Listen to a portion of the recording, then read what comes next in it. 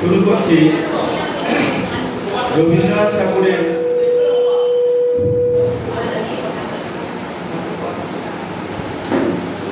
রবি ঠাকুরের লেখা একটি হাসির গল্প রোগীর বন্ধু, সেটা আমরা শ্রুতি নাটক হিসাবে পরিবেশন করছি।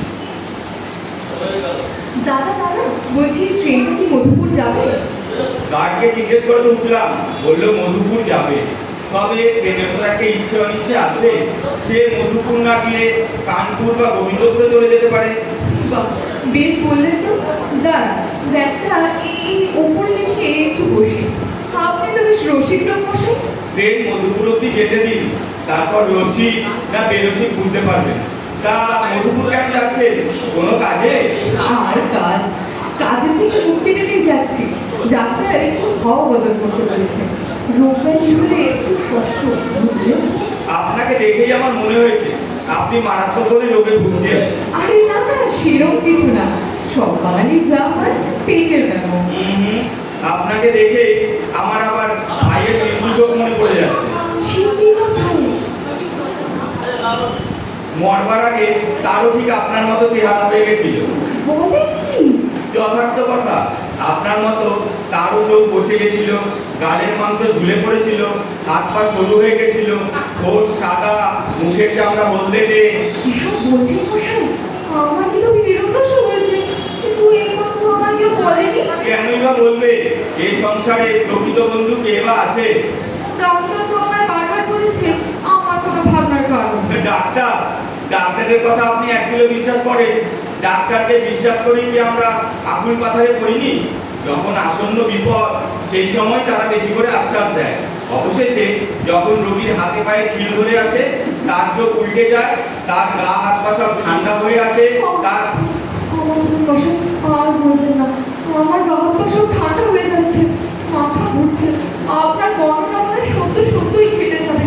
ও বাবা, দেখছেন মশাই, আমি তো বলেছি ডাক্তারের আশ্বাস বাক্যে কিচ্ছু মাত্র বিশ্বাস করবেন না। আচ্ছা, আপনি কি রাতে ঠিক হয়ে ঘুমোন? হ্যাঁ, ওই চিন্তায় আসলে না, আমার আবার রাতে ঘুম আসে না।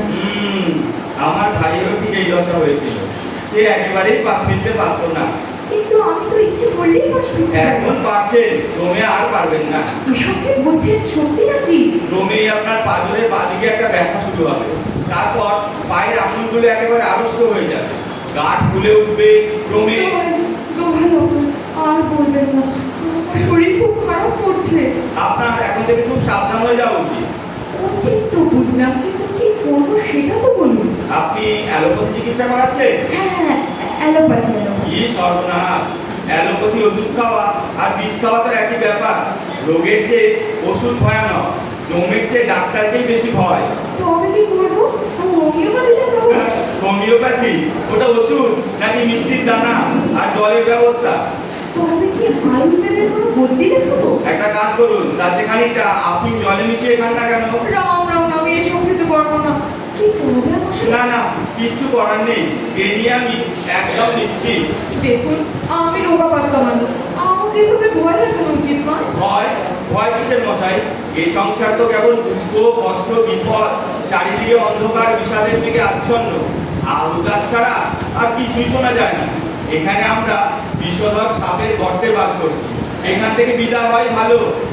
দেখুন, আমাকে ডাক্তার সর্বদা আলো বেয়ালাতে থাকতে বলেছে, অথচ আপনার সাথে দেখা হওয়ার পর থেকেই আমার রোগ ব্যাধি যেন হু করে বেড়ে যাচ্ছে। দয়া করে বলুন, মধুপুর স্টেশন কখন আসবে?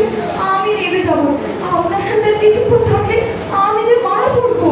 আরে সামনের স্টেশনই তো মধুপুর, কিন্তু ওখানে এবছর যা কলেরা হয়েছে তার বলবার নয়। কলেরা? বলে কি? তবে তো স্টেশনে নামা যাবে না। গাড়ি স্টেশনে কতক্ষণ থাকবে? আধ ঘন্টা দাঁড়াবে, কিন্তু এখানে 5 মিনিটও থাকা উচিত নয়। কলেরা আবার খুব ছোঁয়াছে কিনা। কি সর্বনাশ! আমি আর বসে থাকতে পারছি না। এই আমি শুয়ে পড়লাম।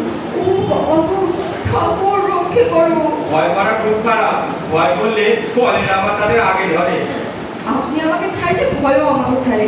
আপনি আমার হাড়ে হাড়ে কাউকে ধরিয়েছেন। আপনি শিগগিরই ডাক্তার ডাকুন, আমার শরীর খুব খারাপ করছে। এখানে ডাক্তার কোথায় পাবো? তবে স্টেশন মাস্টারকে ডাকুন। হবে না, গাড়িতে ছাড়ে। তবে ট্রেনের গার্ডকে ডাকুন। আরে গার্ড আর আপনাকে কতটা গার্ড দিতে পারবে? তবে হরিকে ডাকুন। আমার শেষ সময় মনে হয় হয়ে এলো। এই রে, ও মশাই, যা, এ তো অজ্ঞান হয়ে গেল। জ্ঞান ফিরলে নিশ্চয়ই বলবে যে একজন মনের মতো বন্ধু পেয়েছিলাম, যে সত্যিকারের রোগীর বন্ধু। নমস্কার।